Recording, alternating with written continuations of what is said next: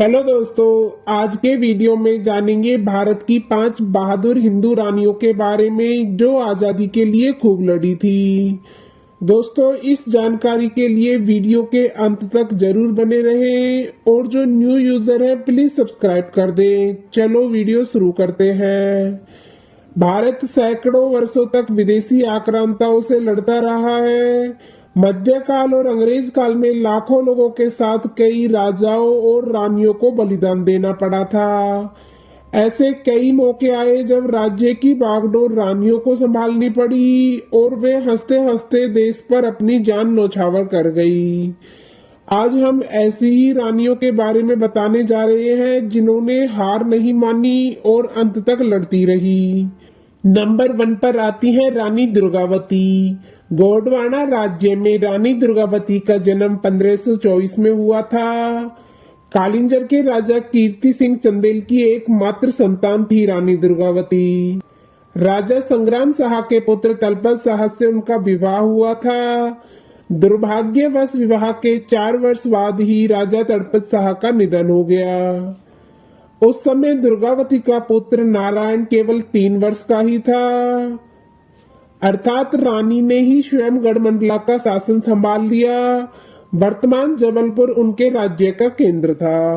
अकबर के कड़ा मनकपुर के सूबेदार ख्वाजा अब्दुल मजीद खान ने रानी दुर्गावती के विरोध में अकबर को उकसाया था। अकबर अन्य राजपूत रानियों की विधवाओं की तरह दुर्गावती को भी रवासी की शोभा बनाना चाहता था, लेकिन धन्य है रानी दुर्गावती और उनका पराक्रम कि उन्होंने अकबर के जुल्म के आगे झुकने से इनकार कर स्वतंत्रता और अस्मिता के लिए युद्ध भूमि को चुना और अनेक बार शत्रु को पराजित करते हुए सन 1564 में बलिदान दे दिया। उनकी मृत्यु के पश्चात उनका देवर चंद्रशाह शासक बना। वह उसने मुगलों की अधीनता स्वीकार कर ली थी। नंबर 2 पर आती है रानी लक्ष्मीबाई। रानी लक्ष्मीबाई को कौन नहीं जानता। इनका जन्म वाराणसी में 19 नवंबर 1835 में हुआ था।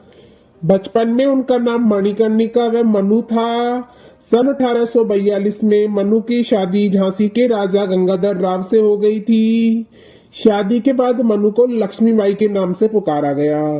1851 में इनके एक पुत्र रत्न की प्राप्ति हुई, लेकिन मात्र 4 महीने बाद ही इनके पुत्र की मृत्यु हो गई। उधर उनके पति का स्वास्थ्य बिगड़ गया तो सबने उत्तराधिकारी के रूप में पुत्र गोद लेने की सलाह दी। इसके बाद दामोदर राव को गोद लिया गया। 21 नवंबर 1853 को झांसी के राजा गंगाधर राव की मृत्यु हो गई और फिर ब्रिटिश सरकार ने बालक दामोदर राव को झांसी का उत्तराधिकारी मानने से इनकार कर दिया और झांसी को ब्रिटिश राज्य में मिलाने का षड्यंत्र रचने लगे।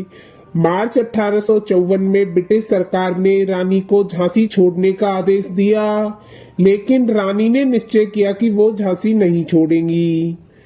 झांसी के पड़ोसी राज्य ओरछा और दैत्य ने सन 1857 में झांसी पर हमला किया, लेकिन रानी ने उनके इरादों को नाकाम कर दिया।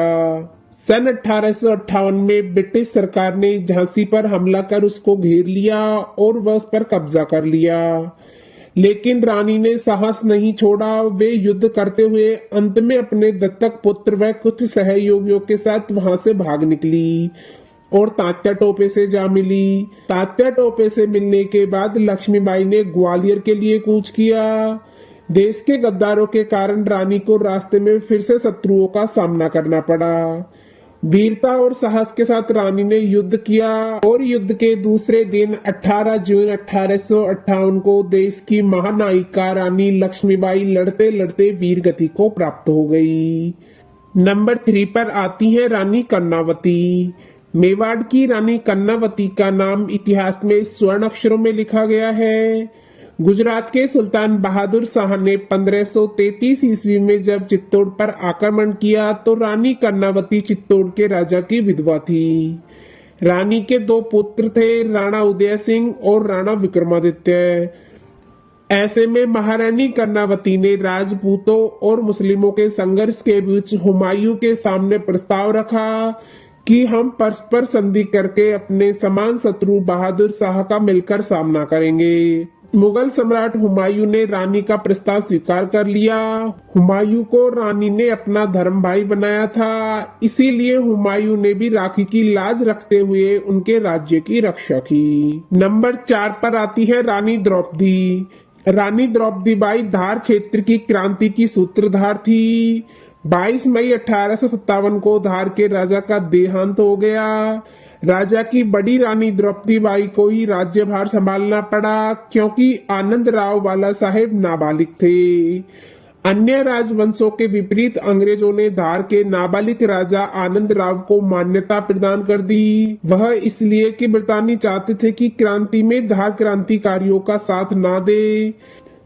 लेकिन रानी द्रौपदी के हृदय में तो क्रांति की ज्वाला धधक रही थी। रानी के कार्यभार संभालते ही समस्त धार क्षेत्र में क्रांति की लपटें फैल गई।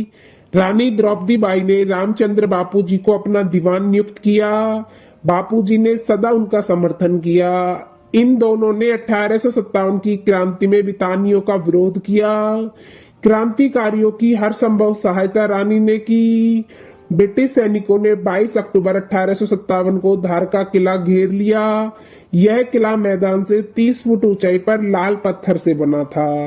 किले के चारों ओर 14 गोल थे, 2 चौकोर बुर्ज बने हुए थे। क्रांतिकारियों ने उनका डटकर मुकाबला किया। बितानियों को आशा थी कि वे आत्मसमर्पण कर दें, पर ऐसा ना हुआ।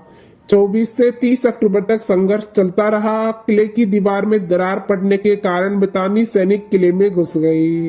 रानी द्रौपदी सहित क्रांतिकारी सैनिक गुप्त रास्ते से निकल गए। नंबर 5 पर आती है राजकुमारी रत्नावली। जैसलमेर नरेश महारावल रतन सिंह ने जैसलमेर किले की रक्षा अपनी पुत्री रत्नावली को सौंप दी थी। इसी दौरान दिल्ली के बादशाह अलाउद्दीन खिलजी की सेना ने किले को घेर लिया, जिसका सेनापति मलिक काफूर था। किले के चारों ओर मुगल सेना ने घेरा डाल लिया था, किंतु राजकुमारी रत्नावली इससे घबराई नहीं और सैनिक भेष में घोड़े पर बैठी किले के बुर्जों व अन्य स्थानों पर घूम घूम कर सेना का संचालन करती रही। अंततः उसने सेनापति काफूर सहित 100 सैनिकों को बंदी बना लिया। सेनापति के पकड़े जाने पर मुगल सेना ने किले को घेर लिया। किले के भीतर का अन्न समाप्त होने लगा। ऐसे संकट में भी राजकुमारी रत्नावली द्वारा राजधर्म का पालन करते हुए अपने सैनिकों को रोज 1 मुट्ठी और मुगल बंदियों को 2 मुट्ठी अन्न रोज दिया जाता रहा। अलाउद्दीन को जब पता लगा कि जैसलमेर किले में सेनापति कैद है और किले को जीतने की आशा नहीं है, तो उसने महारावल रतन सिंह के पास संधि प्रस्ताव भेजा। मलिक काफूर जब किले से छोड़ा गया तो उसने कहा, यह राजकुमारी साधारण लड़की नहीं है, यह तो बहादुर के साथ देवी भी है। इन्होंने खुद भूखी रहकर हम लोगों का पालन किया। तो दोस्तों, आपको भारत की 5 बहादुर हिंदू रानियों की जानकारी मिल गई होगी। यह वीडियो कैसी लगी प्लीज कमेंट बॉक्स में जरूर बताना और ऐसे ही ऐतिहासिक वीडियोस देखने के लिए हमारे चैनल को सब्सक्राइब करना ना भूलें। चलो मिलते हैं नेक्स्ट वीडियो में, जब तक के लिए अपना ख्याल रखना। धन्यवाद।